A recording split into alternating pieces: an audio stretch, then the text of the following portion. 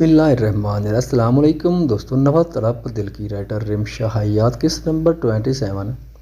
आप उर्वा ने दरवाज़ा खोलते सामने खड़े खान को देखते कहा, जी मैं क्या अंदर आ सकता हूँ? खान ने गहरी नज़र से उर्वा का जायज़ा लेते हुए पूछा, जो जल्दी से दरवाजे से पीछे हट गई थी। आई एम सॉरी, उर्वा ने नज़र झुका कर कहा, किस बात पर आप सॉरी बोल रही हैं? खान ने आते मुस्कुराकर पूछा, वो मैं, आप चाय ले गए या कॉफ़ी?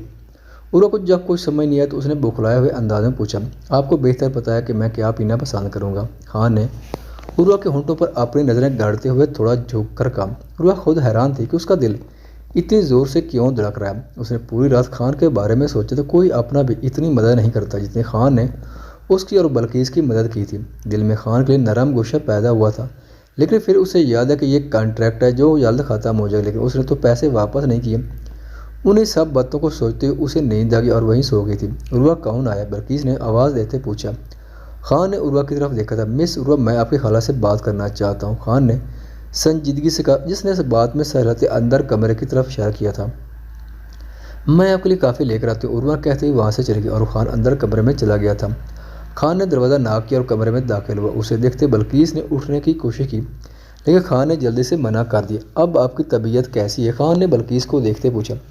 मैं अब ठीक हूँ बेटा, बल्किस ने मुस्कुरा कर कहा। आंटी, मैं यहाँ आपसे एक बहुत ज़रूरी बात करने आया हूँ, खान ने संजीदगी से गहरा सांस लेते कहा। बल्किस गौर से उसकी बात सुन रही थी। अगर मैं आपसे कहूँ कि मैं उर्वा से निकाह करना चाहता हूँ तो क्या इस रिश्ते से आपको कोई मसला होगा? खान ने बल्किस के चेहरे के तासुरात देखते पूछा, जो कुछ देर के लिए खान का सवाल सुनकर सोच में पड़ गई थी। बेटा, मुझे तुमसे कोई मसला नहीं, कुछ लोग उसे पसंद नहीं करते, तो तुम उर्वा की खातिर अपनों के खिलाफ तो नहीं जाओगे ना? बल्किस का इशारा खान के दादा और हमजा के घर वालों की तरफ था। आप मुझे अपना फैसला बताएं, बाकी सबको मैं देख लूँगा। आपको इतना यकीन दिला सकता हूँ कि हमेशा उसके साथ खड़ा रहूँगा, खान ने पुर एतमाद लहजे में कहा। इसमें उर्वा की मर्जी भी पूछनी ज़रूरी है, बल्किस ने कहा। तो खान हंस पड़ा। उसका मतलब कि आपको कोई मसला नहीं है, खान ने कंफर्म करना चाहा। बल्किस ने इस बात में सर हिला लिया था तो खान के चेहरे पर मुस्कुराहट आ गई थी। तो मैं आपको बताना चाहता हूँ कि मैं उर्वा से निकाह कर चुका हूँ, क्योंकि मैं जब जॉब के लिए उर्वा मेरे पास आई तो उस वक्त ही मुझे पता चल गया कि वो कौन है, और ये निकाह मैंने उसकी सेफ्टी के लिए किया था, ताकि वो मेरे आस पास रहे, मैं उसका ख्याल रख सकूँ। और अब मैं चाहता हूँ उसका निकाह बाकी सबको भी पता चल जाए, ताकि वो उर्वा के साथ कुछ भी गलत करने से पहले 100 बार सोचें, खान ने संजीदगी से कहा। तो बल्किस ने हैरानगी से खान की तरफ देखा था। तुम दोनों निकाह कर चुके हो? बल्किस के लहजे में हैरानगी थी। जी मैं उर्वा से निकाह कर चुका हूँ। वो तो मान नहीं रही थी, लेकिन जॉब के लिए मैंने शराइत ही कुछ ऐसे रखी उसे माननी पड़ी, और मैं आपकी बेटी को बिल्कुल भी नुकसान नहीं पहुँचाना चाहता। मेरा इरादा उसे तकलीफ पहुँचाना या उसके साथ गलत करने का कभी नहीं था। खान ने जल्दी से सफाई देनी चाहिए। आज उसने जो भी बल्किस के सामने कहा था वो एक एक लफ्ज़ सच था और दिल से कहा था। तुम उर्वा की मदद क्यों कर रहे हो? बल्किस ने संजीदगी से पूछा। क्योंकि वो इतना तो समझ गई थी कि खान उर्वा को पसंद करता है, वरना कोई भी किसी की खातिर इतना नहीं करता जितना वो उर्वा के लिए कर रहा था, और लड़की भी वो जैसे उसके घर वाले पसंद नहीं करते थे।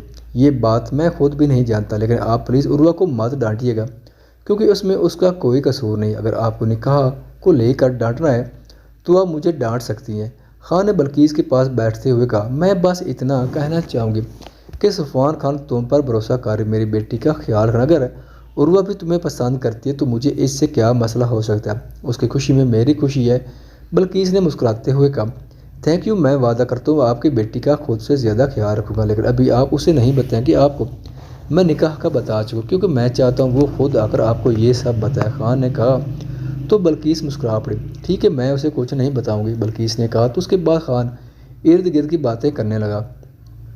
इतने में उर्वा खान के लिए काफ़ी ले आई थी और वहीं बैठी दोनों की बातें सुनने लगी। उसकी नज़रें बार बार भटक कर बात करते खान की तरफ जा रही थी। बल्किस ने समझदारी का सबूत दी। वो जानते थे कि खान की आदत कैसी है, और वो खान की आंखों में उर्वा के लिए पसंदीदगी देख चुकी थी। खान ने कहा कि उसकी हिफाजत के लिए उसने उर्वा से निकाह किया, तो बल्किस को उसकी बात पर यकीन था, और वो भी इसलिए कि खान उनकी इतनी मदद कर रहा था। वो उनको अपना समझता था तो उनकी मदद कर रहा था, वरना इतना कौन करता है। अरसम, तुमने निकाह कल? ये कौसर को जब से पता चला वो हैरान हुई थी। अरसम ने तो किसी को कानो कार खबर नहीं होनी थी। कौसर के साथ सुल्तान भी आया था। अम्मी जान, मैंने निकाह नहीं किया, कोई गलत काम नहीं किया, जो अब सब इस तरह का तासुर दे रहे हैं। जो लड़की मुझे पसंद थी मैंने उससे निकाह कर लिया, और अब मैं अपनी बीवी को लेकर शॉपिंग के लिए जा रहा हूँ। मलाइका, चलो, हमें देर हो रही है। अरसम ने मलाइका को देखते कहा, जिसने पहले अरसम को घूर कर देखा, फिर कौसर के साथ सुल्तान को सलाम किया। कौसर ने उसके सलाम का जवाब दिया था। آپ کی امی آئی ہیں تو ہمیں تھوڑی دیر ان کے پاس بیٹھنا چاہیے۔ ملائکہ نے ارسم کو دیکھتے کہا۔ کوثر کے چہرے پر مسکراہٹ آ گئی تھی۔ تم نے بالکل ٹھیک لڑکی کا انتخاب کیا ارسم، اب میں مطمئن ہوں۔ کوثر نے ارسم کو دیکھتے کہا۔ واہ، 1 سیکنڈ میں آپ کی رائے بدل گئی، ارسم نے ملائکہ کو گھورتے ہوئے کہا، جو ارسم کی گھوری کو کسی خاطرے میں لائے بغیر کوثر کو دیکھ رہی تھی۔ میں نے یہ تو نہیں کہا کہ یہ مجھے پسند نہیں ہے، میں نے کہا کہ تمہیں ہم میں سے کسی کو بتانا چاہیے تھا۔ خیر، اب تم نے نکاح کر لی تو ولیمہ ہم دھوم دھام سے کر لیں گے۔ چلو بیٹا اندر، کوثر نے مسکراتے ہوئے کہا اور ملائکہ کو لیے وہاں سے چلی گئی۔ پیچھے ارسم نے ایک نظر سلطان پر ڈالے، خود بھی وہاں سے چلا گیا۔ سب لوگ اندر بیٹھے باتیں کر رہے تھے جب سلطان نے آفاق اور بسمہ کے رشتے کی بات شروع کی۔ آفاق کا نام سن کر بسمہ کے چہرے سے مسکراہٹ غائب ہوئی تھی، اور یہ بات ارسم کے ساتھ ملائکہ نے بھی نوٹ کی تھی۔ میں اور خان چاہتے ہیں کہ واج سے بسمہ کا نکاح ہو جائے، دونوں آپ کے ہی بیٹے ہیں، لیکن واج مجھے لگتا ہے بسمہ کے لیے ٹھیک رہے گا۔ ٹھیک کہہ رہا ہوں نا امی؟ ارسم نے اپنی ماں کو دیکھتے کہا۔ بسمہ وہاں سے اٹھ کر چلی گئی تھی۔ بالکل، دونوں ہمارے ہی بیٹے ہیں، کوثر نے سلطان کو دیکھتے مسکرا کر کہا۔ وہ بھی یہی چاہتی تھی۔ واج کے نام پر سلطان نے پہلو بدلا تھا۔ سلطان، تمہیں تو کوئی مسئلہ نہیں ہے نا؟ دادا جان نے سلطان کو دیکھتے پوچھا۔ نہیں دادا جان، مجھے بھلا کیا مسئلہ ہوگا، واج بھی میرا ہی بیٹا ہے، سلطان نے جلدی سے کہا۔ ویسے امی، واج کہاں پر ہے؟ ارسم نے سر سے پوچھا۔ وہ بیٹا اسے آفس کے لیے کام سے شہر سے باہر جانا پڑ گیا تو وہ یہاں نہیں ہے، کوثر نے ارسم کو دیکھتے کہا۔ جو اسے سلطان نے بتایا وہی اس نے ارسم کو بتا دیا تھا۔ اوہ ٹھیک، شہر سے باہر گیا ہے تو میرے ولیمے تک تو واپس آ ہی جائے گا، پھر اس سے مل لوں گا۔ اور مسز اب چلیں یا ابھی بھی آپ نے اپنی ساسو ماں کے پاس بیٹھتے باتیں کرنی؟ ارسم نے میٹھا سا طنز کرتے ملائکہ کو دیکھتے پوچھا۔ ہاں بیٹا جاؤ تم دونوں، کوثر نے جلدی سے کہا تو تحریم ہنس پڑی۔ ملائکہ اور ارسم پھر وہاں سے چلے گئے تھے۔ پیچھے باقی سب باتیں کرنے لگے تھے اور سلطان کو اس بات کی فکر کھائی جا رہی تھی کہ وہ آفاق کو کیا جواب دے گا اور واج اس کا کیا کرے گا۔